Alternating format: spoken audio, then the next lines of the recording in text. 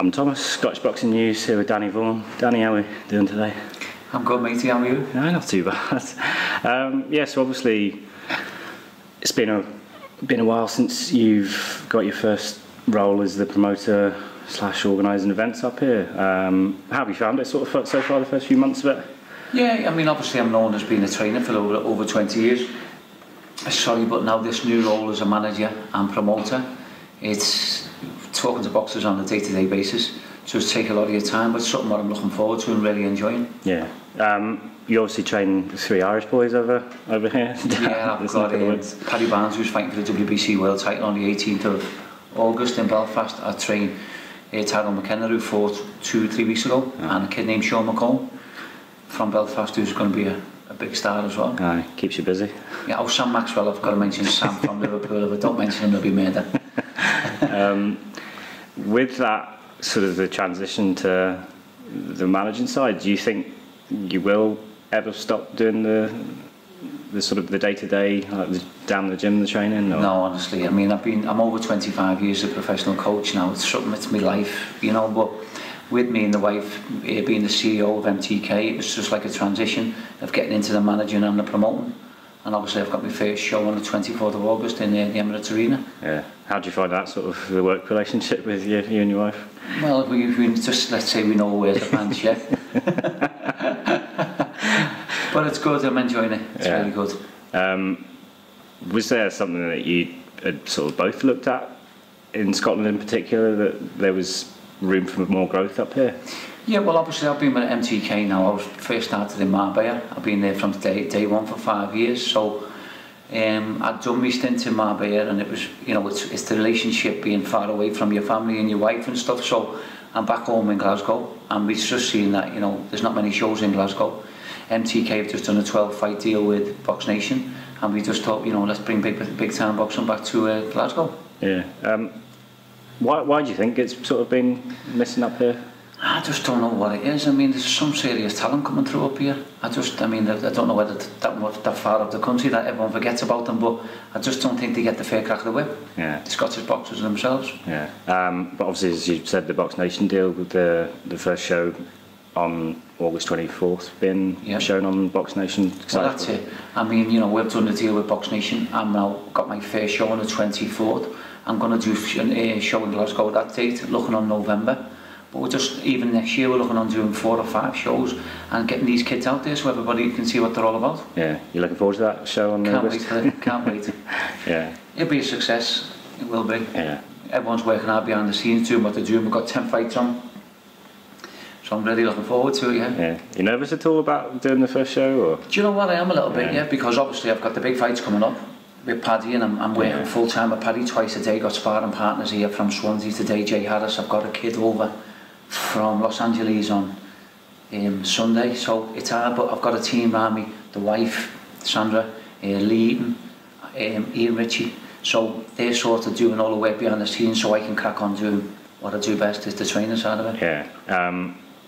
Obviously as well, you have MTK Scotland up here, but they obviously, I think from that IFL interview, they said they were 2 sort of separate operations that you sort of... No, what's happened is Sam Kinnock and MTK Scotland, we're all the same firm. Sam's been doing his stuff and keeping everyone working. He's been doing a fantastic job.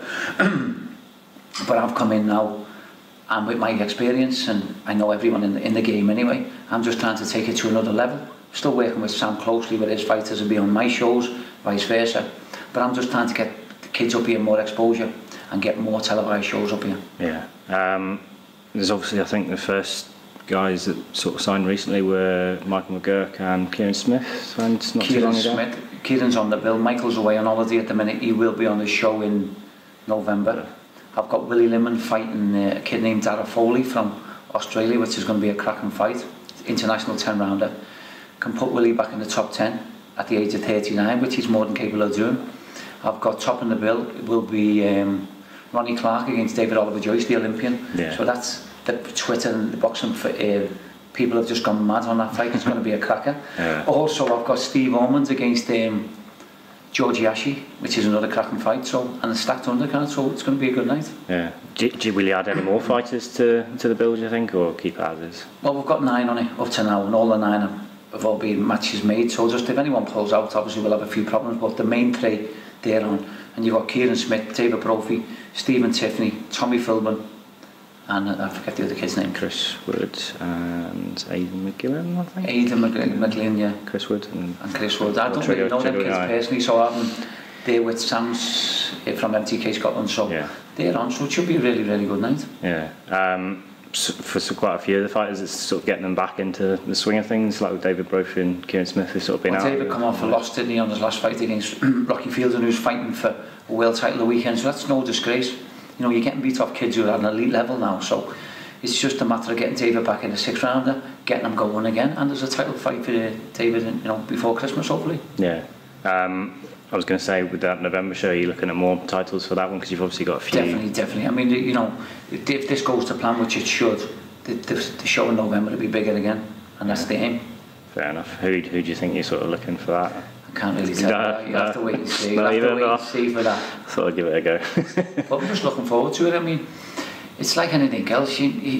What I'm doing now is, it's, you know, you've got a team with me, working with me, and then all of a sudden you get the feel of it, and you want to do better all the time. So I just want to make sure this show's a success, and the next one even better. Yeah. But let's get this one out the way first. Aye, for sure. You were saying that you were looking sort of those 2 shows this year and then 5 next year. Would they maybe 4 or 5 next year? Yeah, probably start in February, and just keep the lads busy all the time. And obviously, I'm managing fighters now. I'm signing a top Scottish boxer tomorrow. I can't really tell you his name until we'll have to wait tomorrow for that. But I'm looking on signing top kids from Scotland all the time now. Yeah. I was going to say as well, with your sort of signing policy, is there? Do you want to add like quite a lot, or is it just you make sure you pick the right ones, or? Yeah, well, I mean, everyone's got to be given an opportunity, and not everyone's going to get with Matchroom, and not everybody's going to get with Frank Warren. So with me up here now, and MTK being, you know, trying to take Scotland, you know, over, I'm just trying to sign as many top kids as I can and give them a chance to showcase what they've got. Yeah. What's your sort of vision, say, in like 5 years' time? Where would you like the boxing in? Well, do you know what? It's like this show now, it's in the Emirates Arena.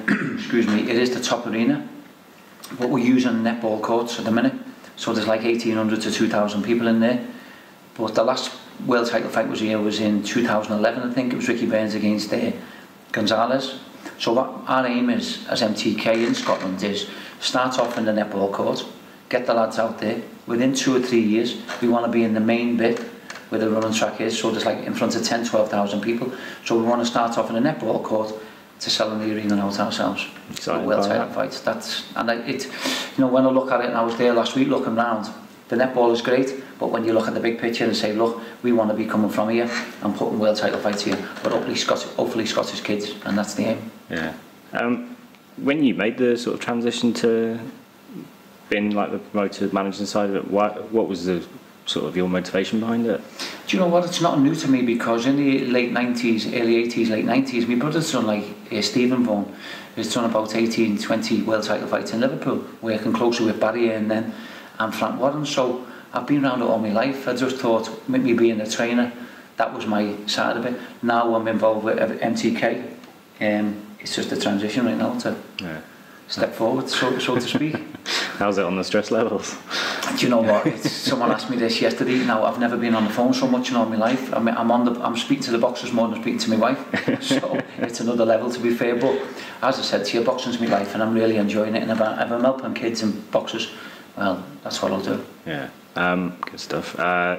With those shows, do you look at them all being at the Emirates, or do you look at them sort of being around, say, in Edinburgh at all? Or? It depends, because I've also managed a couple of about 5 or 6 Edinburgh lads now. It depends how fast they're moving.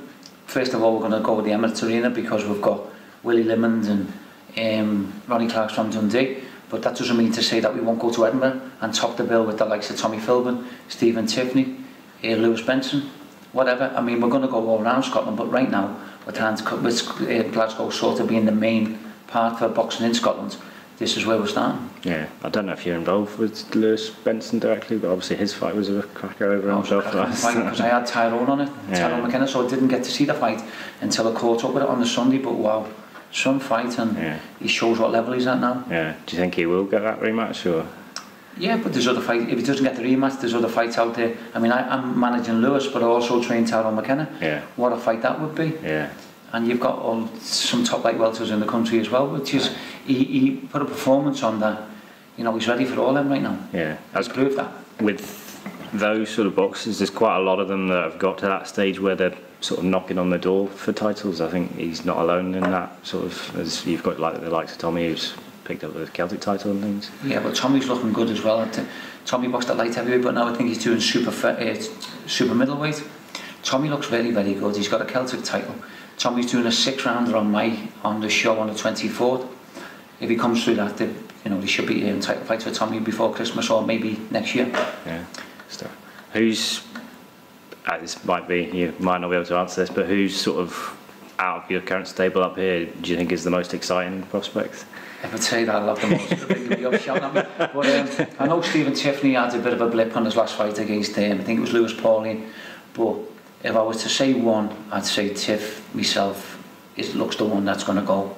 He could go all the way, in my opinion. He's exciting. Yeah. Do you think some boxers sort of need that, sort of having the bump in their Well, road? I don't know. I mean, I'm close with Terry McCormack, who's his trainer. I know the issues behind it was to do with weight and stuff like that. But listen, a defeat's not the end of the world. You come, you learn, and he'll just bounce back stronger off it. Yeah, I suppose that's what like Tyrone McKenna. Well, that's it. I mean, we fought Jack Cattrall, and not many give us a hope. But I know what Tyrone does in here week in, week out, day in, day out. I knew he had that fight in him. I knew we could upset the apple cart, so to speak. But we got beat, but we've come out to win it. Now we'll have a title fight now before Christmas or next year. He's set the stall out now to show what level he's also at. So they've come out. Lewis and Tyrone have come out winners, really. Yeah, good stuff. Listen, I'll not keep you, but thank you very much for the interview and taking the time out. But, okay, it's not a problem any time at all. And good luck for your fighters next month. Thanks very much. Appreciate it. Thank you. Cheers.